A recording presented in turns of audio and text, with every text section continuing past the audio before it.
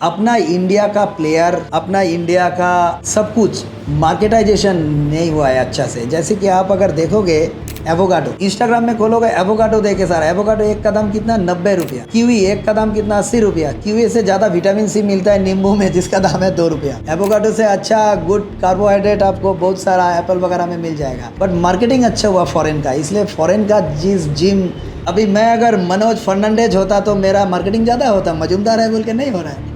तो यही scenario actually यही है। जिम करने से अक्सर लोग बोलते हैं कि मतलब लोग एग्रेसिव हो जाते हैं, गुस्सा ज़्यादा आता है उनको। जैसे हम लोग कहते हैं कि पहलवान को गुस्सा बहुत आता है, तो उस थ्योरी में क्या आप मानते हैं इसको कि क्या ये मिथ है या सही है? वो सब दिखाने के लिए एग्रेसिवनेस। बॉडी क्यों बनाए, किसी को मारना है क्या? अच्छा, योग सस्ता है और जिम महंगा है। इसलिए मैं बोलता हूँ योगा ट्रेनर हो या जिम इंस्ट्रक्टर हो, they must have scientific background.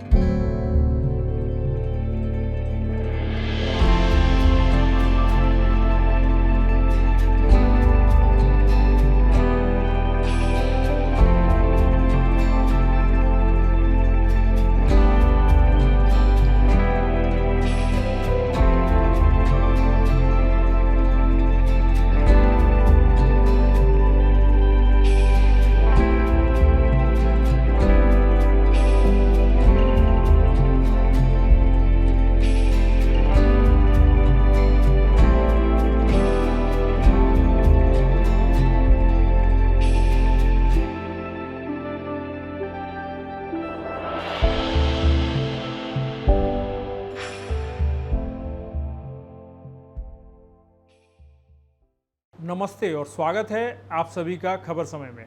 मैं हूं आपका मेजबान संजय शर्मा और आज हम एक ऐसे विषय पर बात करने वाले हैं जो हम सभी की फिटनेस जर्नी का एक अहम हिस्सा है, जिम बनाम योगा। आज के दौर में हर कोई स्वस्थ और फिट रहना चाहता है, लेकिन अक्सर हम इस दुविधा में पड़ जाते हैं कि अपनी फिटनेस यात्रा के लिए सही रास्ता कौन सा चुनें। क्या लोहे का वजन उठाएं या फिर योग आसनों से शरीर का लचीलापन बनाएं? यह सिर्फ एक शारीरिक चुनाव नहीं बल्कि एक जीवन शैली का प्रश्न भी है। और हम दिलचस्प बहस को और भी मज़ेदार बनाने के लिए और भी गहरा बनाने के लिए हमारे साथ एक फिट जोड़ी यानी कि पति पत्नी, ये दोनों ऐसे विशेषज्ञ हैं जो आपको सही दिशा दिखाएंगे। एक तरफ है हमारे योगाचार्य श्रीमती पायल शाह, जो योग के प्राचीन ज्ञान और उसके समग्र लाभों को गहराई से समझते हैं, और दूसरी ओर है हमारे वरिष्ठ जिम ट्रेनर कम हेल्थ कोच मनोज मजूमदार, जो आधुनिक विज्ञान और प्रभावी शारीरिक प्रशिक्षण के धुरंधर हैं। मनोज जी मिस्टर एशिया 2011 के गोल्ड मेडलिस्ट हैं। यह सम्मान सिर्फ भारत के सिर्फ 6 लोगों को मिला है आज तक। साथ ही ओलंपिक बीच गेम्स में 2016 वियतनाम में गोल्ड मेडल जीतने वाले एकमात्र भारतीय भी हैं। साथ ही MSc जियोलॉजी में स्पेशलाइजेशन इन मॉलिक्यूलर इम्यूनोलॉजी का भी इन्होंने कोर्स किया है, पढ़ाई की है।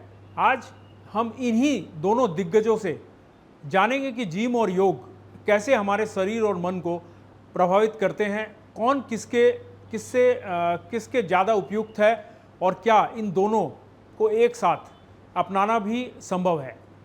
साथ ही हम अपने प्यारे सिलीगुड़ी शहर के संदर्भ में भी बातें करेंगे। यहाँ के लोग कैसे इन फिटनेस विकल्पों को अपना रहे हैं, इस बारे में भी हम जानने की कोशिश करेंगे। तो अपनी कुर्सी की पेटी बांध लीजिए, क्योंकि अब हम शुरू करने वाले हैं हमारी यह एक महत्वपूर्ण और ख़ास चर्चा आज हमारे इस लेट्स टॉक के प्लेटफॉर्म के जरिए।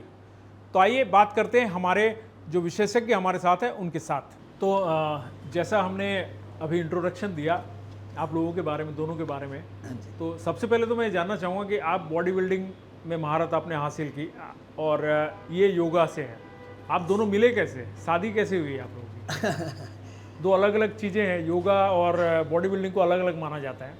नहीं, एक्चुअली बात ऐसा है कि हम एक बॉडी बिल्डिंग कंपटीशन में गए थे, तो वहाँ पर योगा भी था, तो वहीं पे परिचय हुआ।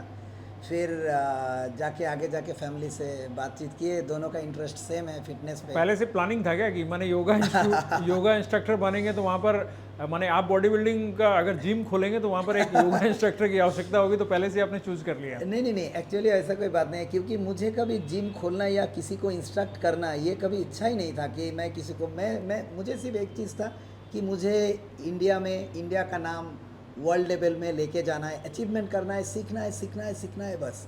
तो इसीलिए मैं पढ़ाई के साथ साथ एक्सरसाइज करते गया and till now I am studying and मैं कंटिन्यू है मेरा एक्सरसाइज 25 साल हो गए अभी भी, मतलब विदाउट अ सिंगल डे, मतलब मैं एक्सरसाइज के सिवा मैं रहता नहीं हूँ। आपने कभी जिम को चूज नहीं किया, माने बॉडी बिल्डिंग या जिम किया है कभी आप? हाँ, मैं जिम भी करती हूँ, योगा भी करती हूँ। और दोनों ही करते हैं आप? अच्छा, तो माने क्या फील आता है, मतलब जिम जब करते हैं तो फील क्या आता है आपको? बहुत फील वैसे बहुत ही अच्छा लगता है। मैं जिम योगा दोनों को ही बहुत मैंने पसंद करती हूँ। सबसे ज़्यादा कौन सा पसंद है? सबसे ज़्यादा तो योगा पसंद है। चलिए, तो आप दोनों से एक सवाल है मेरा। पहला सवाल है कि फिटनेस की दुनिया में जिम और योग दोनों अपनी जगह में खास है।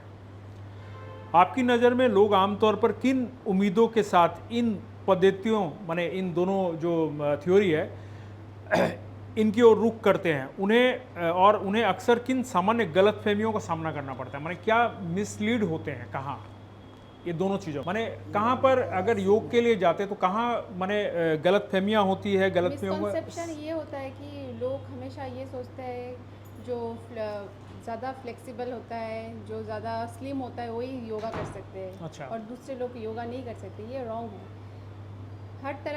हर इंसान बच्चे से लेके बूढ़े तक सब भी योगा कर सकते हैं। कितने साल की उम्र तक के लोग कर सकते हैं?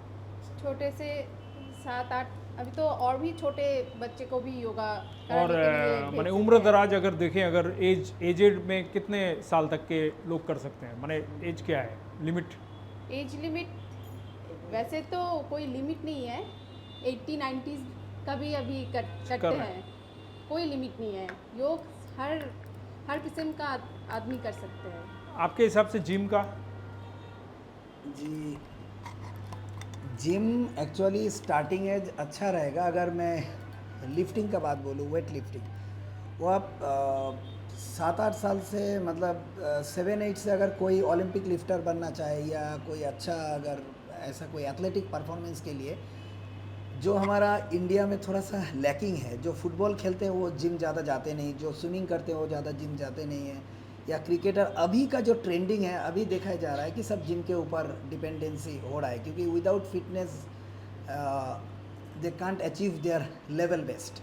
सो अभी जिम आ रहे हैं, लेकिन मेरा हिसाब से ये बोलता है कोई भी इरेस्पेक्टिव ऑफ ऑल स्पोर्ट्स, अब जो भी स्पोर्ट्स में जाइए जिम मस्ट है। तो इसलिए 7-8 साल से अगर वो कल्चर डेवलप करे फैमिली, तो इसमें उसका मेंटल हेल्थ भी अच्छा रहेगा, उसका फिटनेस भी अच्छा रहेगा, और जो जॉनर में वो खेलेगा, इधर इट इज़ बैडमिंटन हो, लॉन टेनिस हो, क्रिकेट हो, फुटबॉल हो, वट एवर द स्पोर्ट्स, तो उसमें परफॉर्मेंस बेटर रहेगा, फॉरेन की तरह रहेगा। क्योंकि हम फॉरेन में देखते हैं कि जो फुटबॉलर है उसका थाइज अच्छा है, उसका कोर अच्छा है, जो क्रिकेटर है उनका फिटनेस लेवल पूरा दिन वो एकदम विदाउट थकान वो खेल रहे हैं, जो स्विमर है उनका भी एब्स रहता है। हमारा इधर मिसकॉन्सेप्शन है कि स्विमिंग करने से फैट झड़ता है, वेट ट्रेनिंग करने से मसल बढ़ता है, लेकिन ऐसा नहीं है। आपको जो ओवरऑल फिटनेस मेंटेन करेगा, अगर आप गूगल करते हैं, अगर आप देखते हैं कि जो स्विमर है फॉरेन का, उनका फिजिकल स्ट्रक्चर कैसा है, they are looking awesome, they are stout body, core tight उनका, तो वो जिम भी करते हैं। फुटबॉलर, क्रिकेटर, सब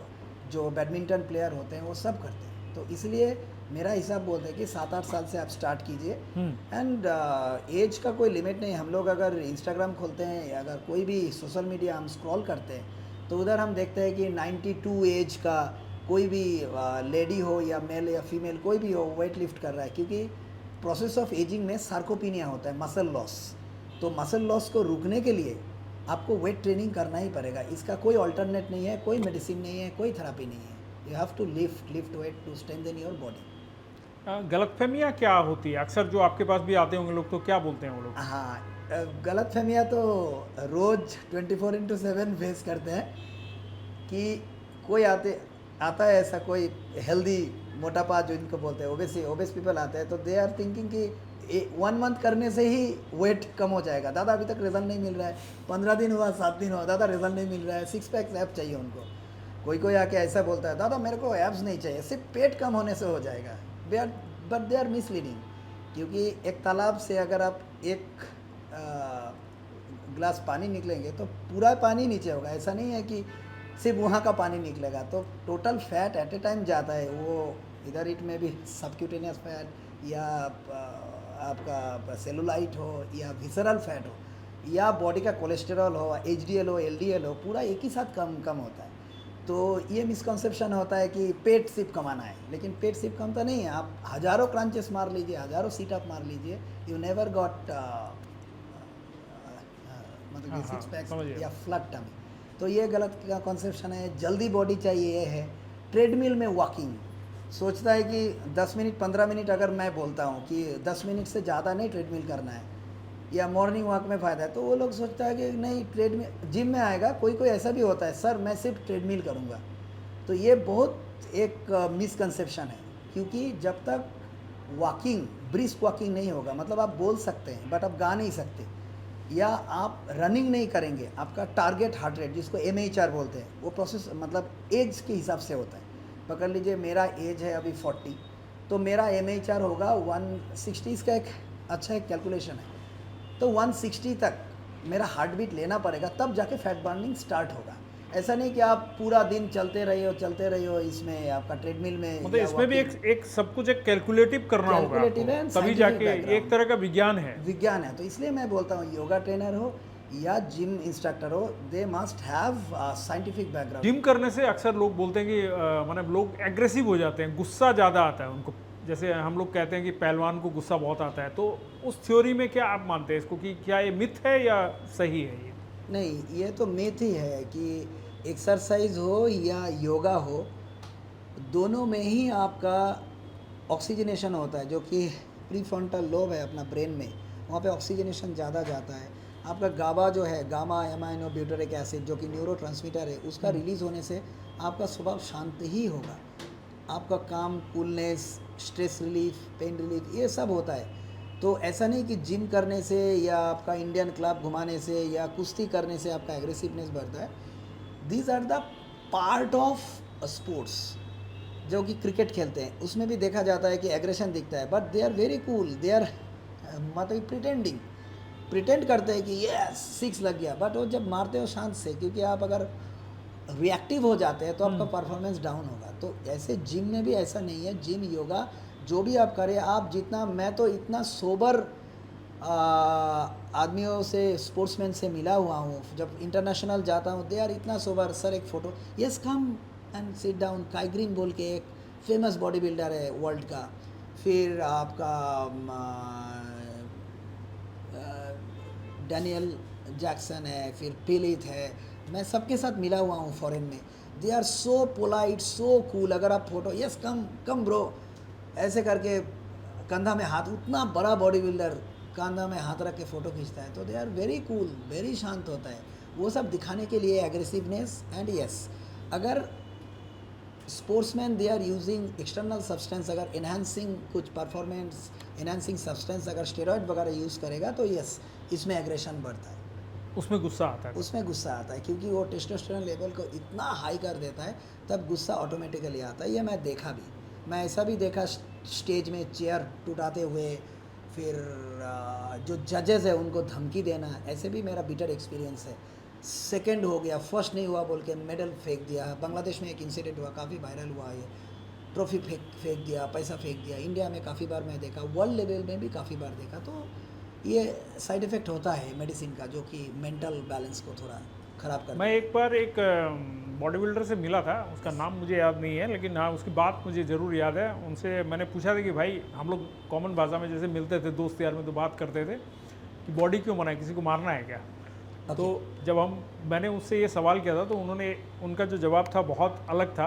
उन्होंने बोला नहीं, सहने के लिए बनाया। सहने का। अरे बहुत बढ़िया, बहुत उसका जवाब सुन के मुझे अच्छा लगा। अच्छा लगा। सहने नॉर्मली तो हम लोग यही बोलते हैं ना कि भाई इतना बॉडी बनाया, किसी को पीटना है, बोलता नहीं, मारने के लिए, सहने के लिए बनाया। एक्चुअली सेल्फ कॉन्शियसनेस बढ़ता है ना इसमें, योगा से एंड जिम से। Self consciousness, self esteem, self control, concentration, discipline, ये सब बढ़ता है। क्योंकि हम लोग स्पोर्ट्समैन जितना डिसिप्लिन होता है, शायद ही कोई इतना डिसिप्लिन होता है विदाउट स्पोर्ट्स। सो आप देखेंगे एक स्पोर्ट्समैन बैठा है एक टेबल में और एक जनरल पब्लिक बैठा है, तो the sportsman are very much they are discipline and very much control, and उनका बोलने चलने का स्वभाव भी आप देखेंगे ना, तो they are performing only on the stage. Manoj, मैं आपको थोड़ा रोकूंगा, नहीं तो मैडम गुस्सा हो सकती है। हो सकता है, लगता है आप ही ज़्यादा बोल रहे हो। मैं आपसे जानना चाहूँगा कि लाइक जो वर्किंग वुमेन है, जो ऑफिस वगैरह में काम करती है, वो लोग का काफ़ी स्ट्रेस लाइफ होता है, बैठना भी पड़ता है, सारे दिन बैठने का भी काम होता है, या स्ट्रेस लाइफ होता है, उनके लिए क्या योग है जो आप सजेस्ट कर सकते हो? उनके लिए यन योगा बहुत अच्छा है। वो स्लो प्रोसेस में होता है। हति योगा है जो बिगिनर्स के लिए बहुत ही अच्छा है। और ये सब करके वो लोग अष्टांगी योगा, विन्यासा योगा में भी जा सकते हैं। अच्छा, इसमें भी जा सकते हैं। तो ये सब मतलब सरल विधि है, कोई भी कर सकता है क्या इसको? हति योगा, यन योगा सब लोग कर सकते हैं। तो आपके कुछ कुछ पोस्चर्स आप दिखा सकते हैं क्या? हाँ। तो आप थोड़ा अगर दिखा सके। या किसी का बैक पेन है तो बैक पेन में दो ऐसा योगा जो करने से बैक पेन कम हो सकता है। भुजंगासन। या मान लीजिए कि ऑफिस में जो है वो अगर बैठे हैं सारे दिन, बैठ के काम है, तो वो क्या ऑफिस में भी कोई ऐसे योगा है जो उस प्रोसेस में कर सकते हैं बैठ के ही, अपने जगह पे ही बैठ के? ऐसा कोई योगा भी है, ऐसा कोई विधि है? बैठ के हाँ कर सकते हैं। थोड़ा सा तो स्पेस लगेगा। भुजंगासन, एक पौधशलभासन है। अच्छा, ठीक है। तो आपके अगर कुछ नी स्ट्रेच कर आपके अगर कुछ वीडियोस हो तो हमें प्रोवाइड कीजिएगा, हम उसको ज़रूर इस कार्यक्रम में लगाएंगे ताकि वो देखकर रिलीफ मिल सके उन्हें कि कौन कौन से आसन कर सकते हैं। एक और सवाल है जो आप दोनों से है कि आज के दौर में सबसे बड़ी समस्या मैंने देखा है, जो शादीशुदा जीवन जो होता है, वैवाहिक जीवन होता है, उसके अंदर एक बहुत बड़ा स्ट्रेस हो गया है कि जो निसंतान वाली जो बात आ रही है कि लोगों को माने बच्चे नहीं हो रहे हैं, ऐसा भी बहुत ज़्यादा हो रहा है। तो इसका क्या वजह है? इसका भी कोई इलाज है आप दोनों के योग और जिम के अंदर में? इससे भी कुछ कनेक्शन है? एकदम 100%। क्योंकि इनफर्टिलिटी में क्या होता है कि फीमेल जो हार्मोन्स है, प्रोजेस्टेरॉन, एस्ट्रोजन और जो एफएसएच, फॉलिकल स्टिमुलेटिंग हार्मोन, इसमें क्या होता है, ओवर मैच्योर नहीं होता है, या जो बच्चेदार नहीं होता है, जो यूटेरस वो प्रॉपरली फंक्शन नहीं होता है, प्योर्स एबनॉर्मली होता है, तो इसको पीसीओएस में गिना जाता है। तो मैं बोलता हूँ पीसीओएस के बारे में, और ये इनफर्टिलिटी के एक्सपर्ट है बहुत। अपना इधर बहुत सारे ऐसे महिलाएं हैं जो आती है ये पीसीओएस एंड इनफर्टिलिटी, तो ये हैंडल करती है उसको। जिम में मैं जितना कराता हूँ, मैं न्यूट्रिशन गाइड देता हूँ, क्योंकि इनके लिए न्यूट्रिशन 100%, मतलब 100 में से 60% है इनका न्यूट्रिशन बैलेंस खराब है, लाइफस्टाइल खराब है, वो करेक्ट करना चाहता हूँ। 40% में 10% जिमिंग एंड 30% योगा, जो कि ये दिखाती है। तो पहले मिसेज बोलेंगे कि आप इनफर्टिलिटी में कौन सा योगा कराती हैं, ये पहले शेयर कीजिए, अच्छा रहेगा। फिर मैं जिमिंग के बारे में। इनफर्टिलिटी में हम लोग कराते हैं बद्ध कोणासन, उपविष्ट कोणासन, इसके बाद वो सेतुबंधासन, पवन मुक्तासन, ये सब कराते हैं। अच्छा, इससे रिलीफ मिल सकता है? हाँ। गार्लैंड पोज है ना, मलासन। तो ये कितना टाइम तक करना पड़ता है ये? इसका रिजल्ट कितना दिन में आता है? मेरा सक्सेस रेट है 6 मंथ 8 मंथ में उनका कॉन्सीव हो गया। कॉन्सीव हो जाता है? आपको ये दे सकता हूँ, प्रमाण दे सकता हूँ। मैंने ऐसा हुआ है, ऐसा कॉन्सीव हुआ है? मेरा जिम में हुआ है। 2 जन का, अभी 1 जन का डॉटर हुई है, उनका नाम है आपका क्या मजुमदार था उनका नाम, उनका बेटी बेटी हुई है, और एक जन का बेटा हुआ है, और बहुत सारा ऐसा है जिनका PCOS का प्रॉब्लम था, अभी अच्छा हो गया। अच्छा, अभी इससे but मतलब they are, हाँ, few they are, जो उनका बच्चा हुआ वो तो अभी बच्चे के परवरिश में बिजी है, बट जो अभी भी प्रोसेसिंग में है, तो 6 मंथ करने से रिजल्ट आ जाता है, मतलब आपका हार्मोनल लेवल बैलेंस हो जाता है। माने यहाँ पे एक ब्रैकेट होगा कि अगर फिजिकली कोई प्रॉब्लम नहीं है, जैसे एक आया था, मैं उनका रिपोर्ट देखा था कि वो जो फैलोपियन ट्यूब है जहाँ यूटेरस से, मतलब यूटेरस में जो ओवम आने का रास्ता, वो थोड़ा पेचाया हुआ था, मतलब ट्विस्टेड था, तो Twisted। वो जैसे ऑपरेशन से अच्छा हुआ। लेकिन हार्मोनल इम्बैलेंस लेके जो आता है, जो आपने बोला कि फैमिली में जो प्रॉब्लम होता है, तो जो हार्मोनल प्रॉब्लम लेके आता है, that will be 100% can be solve through yoga and gym and nutrition. तो योगा जैसे ये कराती है, जो जो बोले हैं पोस्चर, ये कंटिन्यूअस प्रोसेस है and under the supervision of a yogi और गुड कोच, क्योंकि इसमें ना वो टीवी देख के या यूट्यूब देख के करेंगे तो इसमें थोड़ा नुकसान ही होना है। दिक्कत होगा, प्रॉब्लम होगा, क्योंकि ये बहुत सेंसिटिव मैटर होता है। अच्छा, एक और अवधारणा है लोगों की जिम के बारे में कि जिम अगर हम करें तो हमें नॉनवेज खाना पड़ेगा, ऐसा कुछ है क्या? नहीं नहीं नहीं, जिम करने से, जिम का मतलब क्या है? जिम का मतलब है आप मसल मास को मेंटेन कर रहे हो ताकि आपको प्रोसेस ऑफ एजिंग में सार्कोपीनिया, मसल लॉस ना हो, आपका हार्मोनल बैलेंस अच्छा रहे, इसलिए आप जिम करते हो। आपका खाना क्या चाहिए? आपको प्रोटीन बेस्ड डाइट चाहिए, आपको मैदा अवॉइड करना पड़ेगा, जिसमें कि आपका ट्राइग्लिसराइड इंक्रीज होता है, आपका HDL LDL का balance, good fat and bad fat, वो बैलेंस हो, तो इसके लिए आपको प्रोटीन बेस्ड डाइट खाना चाहिए। नॉन वेज में ऑप्शंस बहुत है, आप एग हो गया, चिकन हो गया, अंडा हो गया। अब वेज है, नो प्रॉब्लम, आपके पास दाल है, आपके पास सोयाबीन है, आपके पास सत्तू है, आपके पास ग्रीन मूंग है, फिर वो डिफरेंट टाइप ऑफ सीड्स है, ड्राई फ्रूट्स है, सनफ्लावर सीड्स वगैरह है, ड्राई फ्रूट्स है, तो there are so much, our nature is इतना मतलब भरपूर है प्रोटीन से, तो ऐसा नहीं है कि आपको चिकन मांस ही खाना पड़ेगा। अभी का लेटेस्ट जो ट्रेंड है, आप बॉलीवुड में भी देखेंगे, काफ़ी सारा they are converted to vegetarian due to adulteration, use of extra medicine to the poultry, to the meat, इतना मतलब एडल्टरेशन हो रहा है, तो इसलिए दे आर मोर प्रेफर्ड कि वो लोग वेज में ज़्यादा जा रहा है। दूध खाइए, पनीर खाइए, कार्ड तो एकदम मैंडेटरी है, कार्ड खाना, मेरा डाइट चार्ट में कार्ड मैंडेटरी है एकदम, कैल्शियम के लिए। खट्टा खट्टा, उसमें होता है आपका लैक्टोबैसिलस बैक्टीरिया, जो कि आपका डाइजेशन को अच्छा रखता है। अच्छा। आपका खाना है तो उसको पचाना भी है, तो डाइजेशन अच्छा करना चाहिए। योग ये कराती है डाइजेशन का, काफ़ी सारे योग पोस्चर है, तो उसके साथ डाइट न्यूट्रिशन एकदम 100% चाहिए। हाँ, कैल्शियम का भी रिच सोर्स है। अच्छा, योग सस्ता है और जिम महंगा है, ये बिल्कुल गलत फहमी है।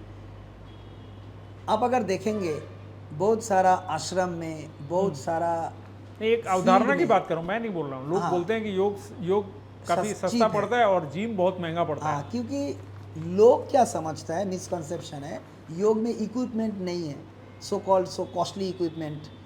जिम में इक्विपमेंट है तो पैसा ज़्यादा देना पड़ता है, लेकिन योग ट्रेनर को ज़्यादा पढ़ा लिखा होना चाहिए इन कंपेयर टू जिम, क्योंकि जिम में मशीन है, आप अगर गलत भी करेंगे तो उसका थोड़ा बहुत मैनेज हो जाएगा।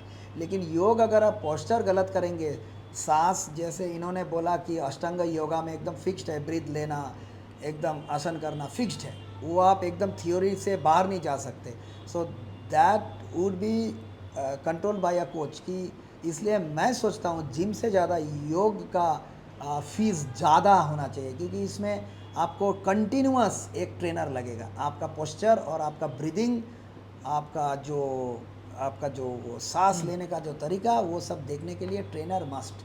सो मेरे हिसाब से उल्टा है, मतलब योगा में ज़्यादा कॉस्ट देना चाहिए। अभी क्या हो गया ना, 10-15 दिन सीख लिया, कुछ ऑनलाइन कोर्स कर लिया, मेरा जो बैच है पकड़ लीजिए, इनका जो बैच है, 2 जन हो गया अभी टीचर, अभी वो दोनों इनसे सीखा 2 महीना, 1 महीना, 6 महीना, अभी ट्रेनर हो गए। लोगों को तो पता नहीं है, क्योंकि लोग उतना देखता ही नहीं है। बाहर के जिम में क्या है, out of West Bengal gym trainer या योग ट्रेनर का ये लगा रहता है CV, ताकि आप क्लाइंट हो, अच्छा। आप जाके देखते हैं कि इनका क्या अचीवमेंट है, इनका पढ़ाई है, तो यू विल चूज़ कि who will become our trainer. तो ये वहाँ पे ऑप्शन है। हमारा इधर पे ऐसा नहीं है, क्योंकि यहाँ पे लोग पूछता ही नहीं है। मैं हमेशा बोलता हूँ कि आप डॉक्टर के पास जाएंगे तो आप देखेंगे कि वो कौन सा कॉलेज से है। अगर डीएम है, एमबीबीएस है तो कम है, एमडी है अच्छा है, डीएम है और अच्छा है, एफआरसीएस तो और बढ़िया है, एमआरसीपी है अच्छा बढ़िया डॉक्टर है। तो आप अगर डॉक्टर दिखाने के टाइम में आप टाइटल देखते हो, गोस्वामी है या क्या है, आप टाइटल देखते हो, कहाँ से पढ़ाई किया है, तो when you are entering into a gym you should know कि whether your trainer is trained certified from scientific background, और व्हेन उसका एक्सपीरियंस क्या है, ये सब भी आपको जानना चाहिए। अच्छा, योग तो जैसे हमारा भारतीय विद्या है ये, यस। तो जिम का भी कोई वर्जन है जो भारतीय वर्जन है?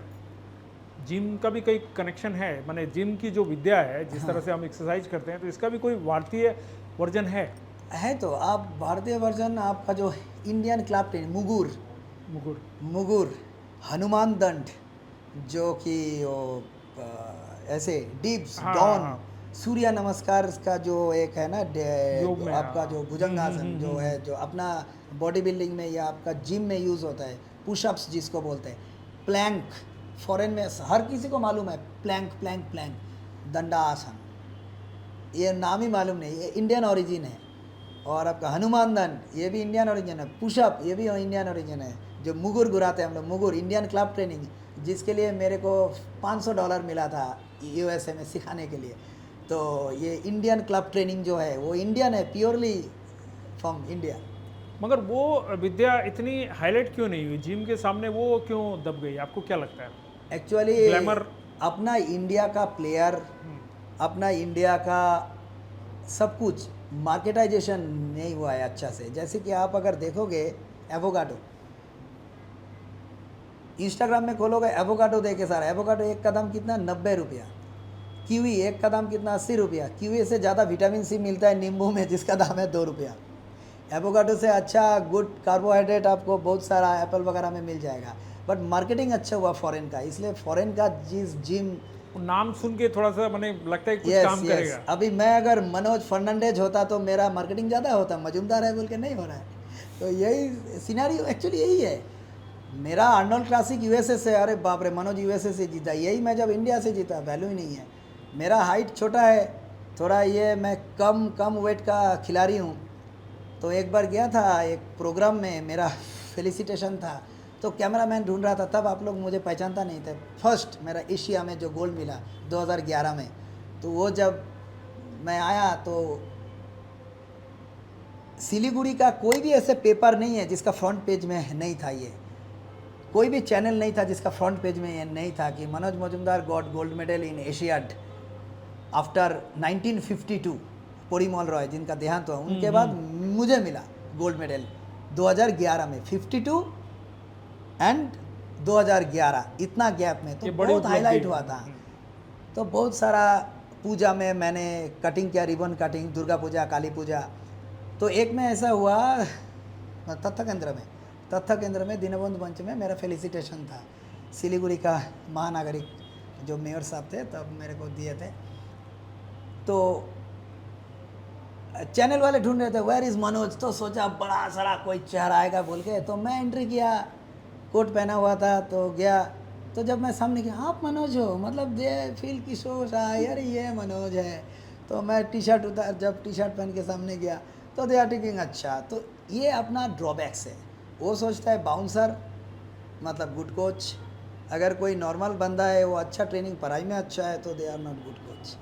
तो ये एक है कि इंडिया का मार्केटाइजेशन बंगाली का कम होता है। जैसे मैं दावे के साथ बोल सकता हूँ, मेरा नाम इस बार गया था छत्रपति अवार्ड में, क्यों नहीं मिला मुझे पता नहीं, एक अज्ञात कारण, क्योंकि मेरा बैकअप नहीं है उतना पीछे से, मेरा उतना पॉलिटिकल बैकग्राउंड भी नहीं है, मेरा उतना सोशल बैकग्राउंड भी शायद नहीं है, मेरा पीछे कोई बड़ा हाथ भी नहीं है शायद। मेरा जो अचीवमेंट है ये इंडिया में सबसे ज़्यादा है।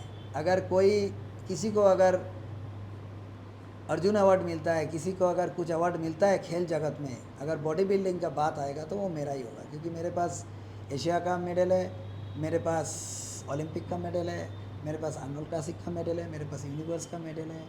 तो बहुत सारा ऐसा चीज़ तो है जो आपको मेरे पास इतना है। आप मेरे इतने पास नाडा का सर्टिफिकेट है। आपका इतना सब कुछ है, मैंने देखा आपकी जो प्रोफाइल है बहुत बड़ी प्रोफाइल है, उसके बावजूद आपको एक बड़ा एक्सपोजर नहीं मिला, इसके पीछे कारण क्या है? इसका कारण वही है कि मुझे खुद का बैंड बजाना अच्छा नहीं लगता है, तो मार्केटिंग में थोड़ा सा पीछे हूँ अभी। देखिए ना, वही बोला ना कि कीवी का दाम है 90 रुपीज़, मार्केटिंग अच्छा हुआ तो सब कोरोना में कीवी खाया, लेकिन कोरोना में कोई नींबू नहीं खाया 2 रुपया का, जिसमें भर भर के विटामिन सी है। आपका बिकोसुल जेट जो मल्टीविटामिन टैबलेट है उसका दाम है 35 रुपीज़, लेकिन वो नहीं खा के जिसका टीवी में ऐड होता है रिवाइटल 500 रुपया का, आदमी वो खाता है। तो आदमी जो दिखता है पढ़ता नहीं है, ब्रेन नहीं लगा, कभी दिमाग नहीं सरकारी लगाता तौर से आपसे बातचीत हुई, क्योंकि इतने सारे सम्मान मिलते हैं, डॉक्टर्स वगैरह को भी बहुत सारे सम्मान मिलते हैं, अलग अलग क्षेत्र में मिलते हैं, और भी स्पोर्ट्स को मिल रहे हैं, तो आपसे कभी सरकारी तौर पे स्टेट गवर्नमेंट सेंट्रल गवर्नमेंट से कभी कोई ऐसा प्रस्ताव आया, आपका नॉमिनेशन हुआ? है। नहीं, कभी हुआ? Actually with all due respect, ये मेरा तो एक अंदर का एक मतलब एक तो वो है कि मेरा बात उनसे पहुंचा ही नहीं अभी तक, क्योंकि मुझे लगता है माननीय अपना सीएम ममता बनर्जी को अगर पता चलता कि हाँ बंगाल में ऐसे एक है प्लेयर जिनके पास इतना अवार्ड है इंडिया में हाईएस्ट, तो वो मुझे अवार्डेड करते।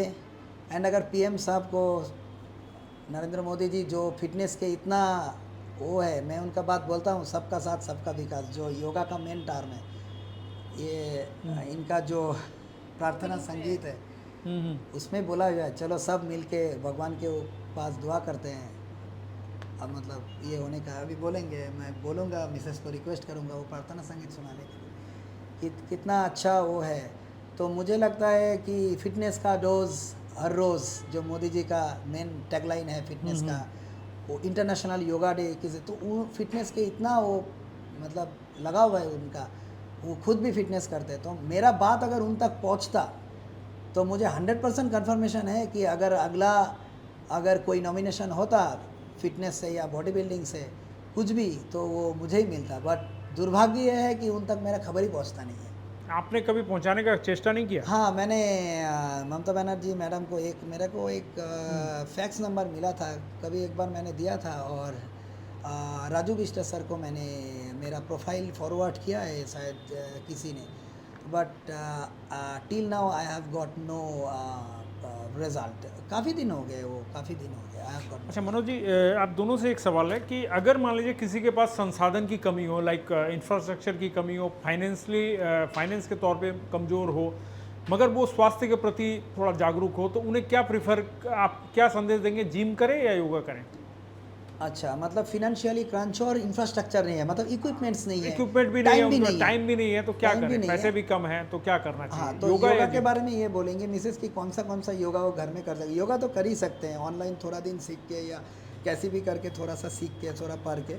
और जिम में फंक्शनल ट्रेनिंग जो मेन है, फंक्शनल ट्रेनिंग मतलब चलते कि अगर आप एक पानी भरा बाल्टी अगर आप उठाते हैं बकेट, तो वो कैसे, तो उसके लिए आपको एंड्योरेंस ट्रेनिंग में फ्री हैंड एक्सरसाइज है, हाई इंटेंसिटी ट्रेनिंग बोलते हैं, माने HIIT ट्रेनिंग बोलते हैं। उसमें क्या रेस्ट कम एक्सरसाइज ज़्यादा होता है, उसमें क्या होता है आपका जो स्ट्रेंथ बढ़ता है, फंक्शनल एबिलिटी बढ़ता है। हाँ, आप जब घर पहुंचते हैं या आप बकेट उठाते हैं तो इसमें रेजिस्टेंस बैंड जो कि 100 रुपया में आ जाता है, एक केटल बेल आपको 500-1000 में आ जाएगा। तो एक केटल बेल खरीद लिया, 2-4 रेजिस्टेंस बैंड खरीद लिया, थोड़ा हार्ड थोड़ा नरम रेजिस्टेंस बैंड खरीद लिया, और थोड़ा सा फ्री हैंड एक्सरसाइज कर लिया, काफ़ी है फिटनेस के लिए। आपका मसल तो नहीं चाहिए, आपको हेल्थ अच्छा रखना चाहिए। और योगा में कुछ ऐसे योगा है जो बोलेंगे वो, जैसे बैक पेन नी पेन का। अच्छा, मैं तो वो जैसे सब करने से हो जाएगा। सुबह मुझसे एक्सरसाइज नहीं होती है, लेकिन मैं अभी ट्राई कर रहा हूँ। Okay. मैं सुबह उठ के जाता हूँ, सब्जी बाजार जाता हूँ, 2-3 किलो सब्जी खरीदता हूँ और थोड़ा वॉक कर लेता हूँ उसको लेके, तो ये ठीक है? एक्चुअली थोड़ा बहुत स्ट्रेंथ आएगा इससे? अगर आप ये अगर देखेंगे कि आप अगर भारी लेके जाएंगे तो ये एंड्योरेंस ट्रेनिंग में पड़ता है।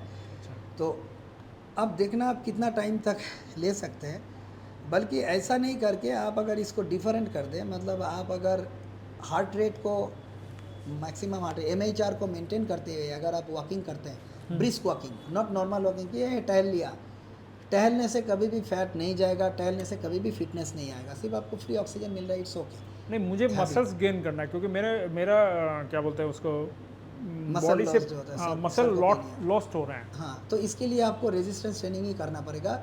अगर आपके पास वेट नहीं है तो वो जो बोला मैंने रेजिस्टेंस बैंड, वो भी आपका वेट का काम करेगा। मैं बहुत सारा का फ़ोन में ऐसे गाइड करता हूँ, मेरा बहुत सारा ऑनलाइन क्लाइंट है जो कि घर में एक्सरसाइज करते हैं, mostly females, because they have no gym nearby and time भी नहीं है। और मेन प्रॉब्लम है जिम नहीं है, टाइम फिर भी किसी किसी के पास हो जाता है, जिम नहीं है। तो मैं उनको व्हाट्सएप में लिंक भेज देता हूँ अमेजोन का किसी का कि आप ये बैंड खरीद लीजिए। बैंड से पूरा होल बॉडी एक्सरसाइज हो जाता है एंड रेजिस्टेंस, उसका नाम ही है इसलिए रेजिस्टेंस बैंड। वो वेट का अल्टरनेट काम करता है। कितने में आ जाता है ये लगभग? ज़्यादा नहीं, 200-500 में आ जाता है ऑनलाइन में। इसे कोई भी यूज कर सकता कोई है? भी यूज़ कर सकता है, प्रॉपर टेक्निक जानना चाहिए बस, उसमें फुल बॉडी हो जाता है। ठीक। और नी पेन बैक पेन के लिए जो घर में कर सकता है, अब मैडम बोल सकते जो लोग घर में आसन कर सकते हैं वो पहले स्ट्रेचिंग कर ले, नेक, शोल्डर, ट्विस्टिंग, लेग्स, ये सब स्ट्रेचिंग्स करने के बाद वो लोग सूर्य नमस्कार से स्टार्ट कर सकते हैं। सूर्य नमस्कार 10 बार, फर्स्ट स्टार्टिंग में आप 4 बार कीजिए, फिर 6, फिर 8, फिर 10, ऐसे 12। फिर आप बैठ के उष्ट्रासन कर सकते हैं, शशांक आसन, सीधे पैर सीधे करके पश्चिम उत्तानासन, जानुशीरासन कर सकते हैं, बटरफ्लाई कर सकते हैं, सो के सेतुबंधासन, पवन मुक्तासन, उल्टा सुपाइन पोजीशन में जाकर bhujangasana up and down, bhujangasana hold, फिर से बालासन में जा सकते हैं। देन उधर से आप सुपाइन पोजीशन में अगेन पोस्चर लेके एक पदो सलवासन कर सकते हैं। वो बैक पेन मतलब कुछ बैठ के, कुछ सो के, सो के, कुछ खड़ा होके, सब mix and match. Mix and match करके कर सकते हैं। फिटनेस आराम से मिल जाता है। अच्छा, ये एज माने उम्र, शारीरिक स्थिति, जैसे लाइक प्रेगनेंसी या फिर किसी को पुराना चोट है तो, या विशिष्ट कोई स्वास्थ्य लक्षण जैसे खेल प्रदर्शन सुधारना, जोड़ों का दर्द और के आधार पर क्या आप सलाह देंगे जिम या योग कौन सा चयन करना चाहिए योग। ऐसी परिस्थिति में? ऑफ कोर्स Obviously योग। मतलब जो इंजरी है, अगर कोई बैक पेन, नी पेन है, तो ऑफ कोर्स मैडम ही कराती है। योगा, स्पॉन्डिलाइटिस हो, प्रेगनेंसी वगैरह में भी प्रेगनेंसी में भी योगा, योगा ही प्रेफरेबल बहुत है। सारा है योगा में। कौन सा है योगा में प्रेगनेंसी के लिए? प्रेगनेंसी के लिए है cat cow position, cat cow कर सकते हैं, मलासन में होल्ड कर सकते हैं, स्लो मलासन, और सेतुबंध आसन। ये सब करने से प्रेगनेंसी भी इजी होता है जब इन द टाइम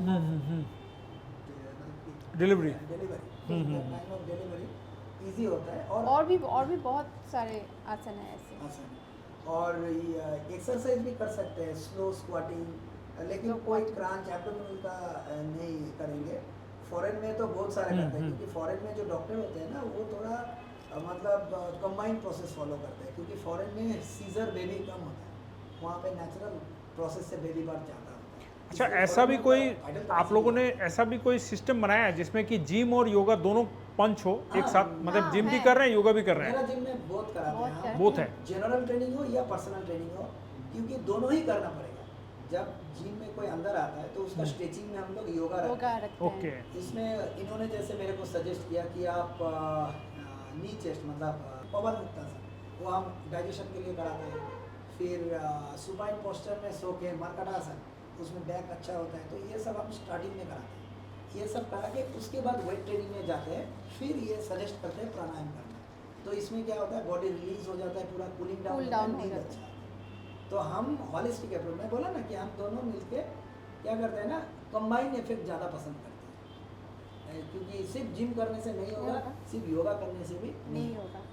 आज के दौर में जो लाइफस्टाइल बन गई है अपनी सभी की, हम लोग देखते हैं कि सारा दिन मोबाइल में यूज़ है, फिर जो भी समय मिलता है मैक्सिमम टाइम हम लोग माने सुबह उठकर शौचालय से लेकर रात को बेड तक हम लोग खाना भी खाते हैं तो साथ में मोबाइल रखते हैं, माने ये हैबिट बन गया। इस हैबिट के अंदर में ही आप क्या सजेस्ट करेंगे कि इंसान कैसे स्वस्थ रह पाता है? रह पाए, अपने आप को कैसे रख, क्योंकि ये सारा दिन लेके रखना, इससे मुझे लगता है गर्दन में भी प्रॉब्लम आएगी, हाथ में भी प्रॉब्लम आएगा, धीरे धीरे पूरे बॉडी में ही कहीं ना कहीं होगा। तो इसको, क्योंकि हम इसको हटा तो सकते नहीं इस आदत को, उसके बावजूद हम कैसे अपने आप को फिट रख सकते क्या है ना, एक्चुअली आप मोबाइल देख रहे हैं पूरा सुबह से लेकर रात तक, अगर आप मोबाइल देखते हैं तो इसमें दो चीज़ों में बहुत इफेक्ट पड़ता है। एक तो आपका गर्दन जो हो गया नेक रीजन में, और दो हो गया आँख में। मेरे पास ऐसा एक बच्चा आया था, एक बच्चा मतलब क्लास 12 का, उसका मतलब डबल विजन हो गया था, डबल देख रहा है, हैं? डबल आँख में धुंधला दिख रहा है। तो उसके लिए एक्सरसाइज है, ये कराती है, आँखों का एक्सरसाइज है, पावर लग जाता है चश्मा। बच्चा लड़का है, पकड़ लीजिए 3-4 में पढ़ता है, अभी पावर ग्लास। तो ये सब इफ़ेक्ट है मोबाइल का, इसके लिए योग बढ़िया है। और गर्दन का जो प्रॉब्लम है, नेक एक्सरसाइज भी है एंड काफ़ी योगा भी है, जो योगिक पोस्चर है काफ़ी सारा, जिसमें कि नेक को रिलीज़ होता है। और काफ़ी रेजिस्टेंस बैंड, जैसे चिन टक ये कराती है, चिन टक, पिलो प्रेस, चिन टक, रेजिस्टेंस बैंड, स्ट्रेच, तो ये सब गर्दन में अच्छा रहता है। तो इसीलिए मतलब योग एंड एक्सरसाइज करने से ये जो प्रॉब्लम्स, जो बैक पेन और नेक पेन जो होता है, या आँखों में, या सर दर्द बहुत सारा हो रहा है अभी, सर दर्द का तो पेशेंट आता है, वर्टिगो, घूमने का वर्टिगो, सर दर्द, माइग्रेन, तो ये सब का जो आती है, तो इसके लिए प्राणायाम, फिर आपका मेडिटेशन, ये सब कराती है ये। एंड मैं भी काफ़ी सारा एक्सरसाइज कराता हूँ इससे, तो अच्छा लगता है। लेकिन मैं सजेस्ट करूँगा कि आप एक कंट्रोल रखने के लिए, एक कंट्रोल रखने, अगर आप देखेंगे कि जो बड़े जो सेलिब्रिटीज़ है या बड़े जो पद में बैठे हुए हैं, वो हर टाइम मोबाइल नहीं देख के उनका पीए देखते हैं या कैसे देखते हैं, जो इम्पोर्टेंट कॉल वही उठाते हैं। तो थोड़ा सा लाइफस्टाइल को मैनेजमेंट करना पड़ेगा, क्योंकि इसका साइड इफ़ेक्ट्स ही ज़्यादा है। इसका जो रेडिएशन है वो आपका स्पर्म काउंट कमाता है, हार्ट में इफ़ेक्ट करता है, आपका हार्ट का जो वेव है उसमें इफ़ेक्ट करता है। तो एक्सरसाइज योगा से कंट्रोल तो हो जाएगा, बट आपको भी खुद को कोशिश करना चाहिए कि आप इनसे थोड़ा सा रिस्ट्रिक्टेड रहें, कम यूज़ करें। मनोज जी, अब लगभग हम लोग आखिरी दौर पे पहुंच चुके हैं, और जो बातचीत कर रहे थे हम लोग उसमें काफ़ी कुछ दूसरी बातें हुई। अब मैं चाह रहा हूँ कि थोड़ा सा पर्सनल तौर पे आपसे बातचीत करें कि कभी क्या मूवी में भी मौका मिला आपको काम करने का, या ऐसा कुछ सोचा है? क्योंकि बॉडी तो वहाँ तो लोग लेते हैं आजकल। जैसे मैंने देखा, जब हम लोगों ने देखा था फर्स्ट बॉडी बिल्डिंग के बारे में अगर नॉलेज बढ़ी थी, तो हमने देखा था सुनील शेट्टी के टाइम से, जब पहली मूवी आई थी, मुझे याद नहीं है नाम उसका, उस समय से थोड़ा लोगों का रुझान बढ़ा था। तो ऐसा कभी मिला था आपको भी मौका? नहीं, ऐसा तो नहीं, बट हाँ, जिम का क्रेज़, बॉडी बिल्डिंग का क्रेज़ तभी आया जब सुनील शेट्टी, सलमान खान और बाकी बहुत सारे जो आर्टिस्ट है उन्होंने ये लेके आया। आमिर खान गजनी में हमने देखा, बहुत बढ़िया बॉडी। अभी तो without good physique you can't be a good actor, मतलब आपको एक्टिंग आए ना आए, आपका बॉडी अच्छा रहना चाहिए। तो ये तो एक अच्छा है। नहीं, मुझे कभी मौका नहीं मिला, अगर मिलता तो शायद मुझे अच्छा भी लगता, बट हाँ, मुझे बहुत इच्छा है कि सेलिब्रिटी ट्रेनिंग देने का, क्योंकि मेरा जो नॉलेज, मैं जो सीखा, जो पढ़ा, जो अचीव किया, मैं चाहता हूँ उन तक पहुँचे। लेकिन सिलीगुड़ी में हूँ बोल के मुझे शायद एक्सपोज़र नहीं मिल रहा है। होप, काश मैं अगर क्या बोलता है कि इफ़ आई वेयर इन मुंबई और इन कोलकाता, टॉलीवुड, बॉलीवुड, और या आपकी इच्छा है कि आप बड़े किसी सितारे को ट्रेनिंग दें, फिटनेस के ट्रेनिंग दे, क्योंकि मुझे लगता है कि उन लोगों में भी काफ़ी कन्फ्यूजन है ये सब लेके, क्योंकि देखता हूँ कभी उनका बॉडी अच्छा है, ऑफ स्किन देखता हूँ, कभी ख़राब है। तो ये देख के मुझे थोड़ा लग रहा है कि अरे वो लोग को थोड़ा सा अच्छा गाइड मैं भी कर दूँ, ताकि मेरा जो नॉलेज है उन तक भी पहुँचे थोड़ा, या कोई भी जो सीखना चाहता है। क्योंकि मुझे लगता है कि मेरे पास जो है मैं दे के जाऊँ नेक्स्ट किसी को, नेक्स्ट जनरेशन हो, नेक्स्ट किसी को, ताकि उनको भी पता चले। तो मेरा पढ़ना मतलब 100% सक्सेस होगा, यही मेरा सक्सेस होगा। तो अब लगभग अंत में है, मैं चाहूँगा कि आप सिलीगुड़ी के लोगों को, या जो जिम ट्रेनर है, या जो पर्सनल इंस्ट्रक्टर है, या जो भी माने हेल्थ से रिलेटेड जो लोग कॉन्शियस, जो ज़्यादा अपने आप को सोचते हैं कि हम कॉन्शियस रहें, अपने आप को फिट रखें, उनके लिए कोई संदेश देना चाहते हैं आप दोनों तो दे सकते हैं सीधे तौर पे। फर्स्ट में मैं बोल दूं कि फर्स्ट न्यूट्रिशन में ध्यान दें, क्योंकि आप सोचे कि आपके पास अगर 100 रुपया है तो 100 रुपया पे आप मोमो चाउमीन खाएंगे तो इसमें न्यूट्रिशनल वैल्यू नहीं है, इसमें मैदा है जो कि आपको ट्राइग्लिसराइड बढ़ाएगा। उसके बदले अगर आप प्रोटीन बेस्ड कुछ मिलना तो काफ़ी मुश्किल है लोकल में, बट फिर भी अगर आप चिकन बेस्ड कुछ खाए, अगर आप डेयरी में अगर मिठाई का दुकान में जाके अगर कार्ड खाते हैं तो that should be protein based diet, एक अच्छा न्यूट्रिशस फूड हो। बादाम खाइए, चने खाइए, छोले खाइए, फिर सलाद खाइए। तो खाने में ज़्यादा घर में भी जब आप पका रहे हैं किचन में तो सब कुछ हेल्दी होना चाहिए। थोड़ा स्पाइसेस कम डालना, ऑयल थोड़ा अच्छा यूज़ करना, पोर्शन कंट्रोल करके खाना कि मेरा हाइट वेट के हिसाब से 75 ग्राम राइस चाहिए, तो ये थोड़ा एक डाइटिशियन न्यूट्रिशियन से एक चार्ट लेके ये मेंटेन करें। ये फर्स्ट ऑल है। आप जिम जाए ना जाए न्यूट्रिशन के ऊपर ध्यान दें, इसमें ही आपका 90% डिजीज़ तो कंट्रोल हो जाएगा, लाइफस्टाइल जो डिजीज़ेज हैं। क्योंकि एलडीएल जो है, मैं काफ़ी सारा मेरे पास क्लाइंट आते हैं जिनके एलडीएल हाई होते हैं, तो ये जनरली स्ट्रेस से होता है, अल्कोहल से होता है, स्मोकिंग से होता है, बैड फूड से होता है। तो ये सब को अगर आप कंट्रोल में ला सकते हो तो आपका वैसे ही आपका फिटनेस बढ़ जाएगा। Number 1 nutrition. नंबर 2, अगर आप जिम में जाते हैं, आप जिम जाओ, रेगुलर एक लाइफस्टाइल हैबिट कर लो। क्योंकि अगर आप वेस्ट बंगाल से बाहर जाएंगे, वेस्ट बंगाल में काफ़ी कल्चर कम है, अगर आप वेस्ट बंगाल में बाहर जाओगे, आप फ़ॉरेन जाओगे। मेरा एक फ्रेंड ऑस्ट्रेलिया गया हुआ था, वो बोला इतना लज्जा लग रहा है, मैं 8 बजे उठ के देखा बाहर में बच्चे बूढ़े सब दौड़ रहे हैं, खेल रहे हैं। तो वो बोला मनोज तू ठीक ही बोला था, फिटनेस करना चाहिए, क्योंकि वो जिम का अगेंस्ट था। वहाँ जाके मेरे को सॉरी बोला, फ़ोन किया उसने कि मनोज ये तूने अच्छा बोला। तो फॉरेन कंट्री में बच्चे लेके बूढ़े तक सब मैदान में जाते हैं। अपना इंडिया में भी आउट ऑफ बंगाल अगर आप जाएंगे तो हर कोई जो भी स्पोर्ट्स हो, आप स्पोर्ट्स एक्टिविटीज़ रखिए और योगा करें। योगा से आपका जो मेंटल पेशेंट ये बोलेंगे कि योगा कौन सा करना चाहिए, क्या करना चाहिए, जो व्यूअर्स हैं उनके लिए। तो मेरा तरफ से इतना ही है कि आप लाइफस्टाइल में इंक्लूड कर लीजिए, रोज़ न्यूट्रिशन के ऊपर ध्यान दीजिए। कुछ खाने से पहले सोचिए कि ये आपका प्री डिस्पोजिशन भी होगा। प्री डिस्पोजिशन मतलब आप जो करेंगे आपका जीन में वो इम्प्रिंट होगा, आपका डीएनए में, वो आपका बच्चा में जाएगा।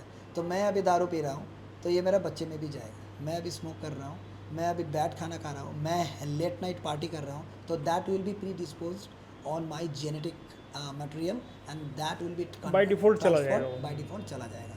सो आप इसको भी नज़र में रखिए। और कॉन्सीव के पहले तो खाना ही नहीं चाहिए, 3-4 मंथ आपको बहुत स्ट्रिक्ट करना चाहिए, क्योंकि इसमें हैंडीकैप एंड बहुत सारा जेनेटिक डिजीज़ होता है जिसका कोई क्योर नहीं है। अगर आपका बर्थ हो गया तो that child will be continued with that disease, क्योंकि इसका कोई मेडिसिन ही है नहीं। क्लाइनफेल्टर सिंड्रोम, डाउन सिंड्रोम, फिर जो इनफर्टिलिटी का इशू, फिर ओवरी छोटा बड़ा होना, फिर ये वो। तो ये सब के लिए आप लाइफस्टाइल को अच्छा करें, जिम जाएं। और योगा के बारे में क्या क्या करेंगे मैडम? যোগা করুন, জিম করুন, সঠিক গাইডের আন্ডারে করুন, ব্যাস এটাই বলবো। আর ভালো আসনের মধ্যে ব্যাক পেনে প্রথমেই বললাম যে ভুজঙ্গাসন, হোল্ড, একপদ শলভাসন, তারপর বালাসন, এইসব করতে পারেন। আর নি পেনের ক্ষেত্রে পাটাকে স্ট্রেচ করা, এই বসে বসেই করা যাবে। বসে বসে পাটাকে এইভাবে স্ট্রেচ করে 10 সেকেন্ড হোল্ড করে, যাতে আর্থ্রাইটিস না হয়। এইভাবে আপ অ্যান্ড ডাউন করতে পারেন, হোল্ড করবেন 10 সেকেন্ড এটা ধরে। করা উচিত, মানে হ্যাঁ, এটা রেগুলার করা উচিত। হ্যাঁ, বয়স্কদের জন্য বিশেষ করে। আবার ইয়াং এজ থেকে কন্টিনিউ করলে কি হয়, বয়সকালের প্রবলেমটাই আসে। এবং প্রথম থেকে যদি আমরা শুরু করে দিই তাহলে এই সমস্যাটাই হবে না। ठीक है, এটাই করতে পারেন। Thank you. तो आप दोनों का बहुत बहुत धन्यवाद। आप लोग हमारे इस लेट्स टॉक में आए, क्योंकि अभी तक ये लेट्स टॉक वीआईपी जो नेता, जन नेता या फिर जो जनप्रतिनिधि होते थे उनको बुलाते थे हम। आज थोड़ा हमने सोचा थोड़ा डिफरेंट करें, थोड़ा हेल्थ के ऊपर भी बात करें, आप लोगों को भी बुलाएं, क्योंकि आपके साथ हमारा एक पुराना जान पहचान भी है और आप बहुत एक विद्वान समझिए कि जिम इंस्ट्रक्टर हैं, तो आपको एक नॉलेज भी है। तो इसलिए हमने सोचा आपका जो ज्ञान है वो कम से कम हमारे दर्शकों तक जाए। आजकल बहुत सारी भ्रांतियाँ फैली हुई है, लोग अट्रैक्ट भी होते हैं और जिम जाते भी हैं, मगर और एक सबसे बड़ी चीज़ है जो मैंने देखा, मैं आपसे पूछना चाह रहा था कि लोग जिम जाते हैं, 1 साल का पैसा दे देते हैं, लेकिन 7 दिन के बाद जिम नहीं जाते हैं। ये भी एक बहुत बड़ी मतलब प्रॉब्लम है, गोल सेटिंग नहीं है। गोल सेटिंग नहीं होता है। तो ऐसी बहुत सारी चीज़ें थी, तो हमने दोनों मेहमानों को बुलाया, मनोज मजुमदार जी और पायल शाह को, दोनों को बुलाया। दोनों ही हस्बैंड वाइफ है और दोनों ही एक योगा इंस्ट्रक्टर है और एक जिम इंस्ट्रक्टर है, दोनों एक साथ काम करते हैं। और ये भी एक अच्छा है कि आप दोनों का जो दोनों दंपति है वो एक ही सेक्टर में, हेल्थ सेक्टर में है। ये बहुत अच्छी बात है। मुझे लगता है आपका आने वाले जो पीढ़ी है वो भी इसी लाइन में आएगी। हाँ, हो सकता है, क्योंकि आप दोनों ही काफ़ी हेल्थ कॉन्शियस भी है। तो इस हमारे कार्यक्रम का मकसद भी यही था कि आपके पास जितना हो सके, मनोज जी के पास जो ज्ञान है या जो पायल जी के पास है वह आप तक पहुँचे। ये हल्का फुल्का एक माने बातचीत का ही कार्यक्रम था। इसके अंदर हमने कोशिश की जितनी ज़्यादा टेक्निकल जो चीज़ें हैं वह भी बताई जा सके, तो मनोज जी ने इसका उल्लेख किया है। तो इस कार्यक्रम को देखकर आपको समझ में आएगा कि हमने क्या प्रयास किया है और क्या इसके अंदर से निकल के आएंगी बातें, आपके कितने काम आएगी, या आपके पूरे इस कार्यक्रम को देखने के बाद ही आपको समझ में आएगा। तो ऐसे ही हमारे जितने भी कार्यक्रम उनको देखते रहिए और हमें दीजिए आज्ञा। हर समय खबर समय।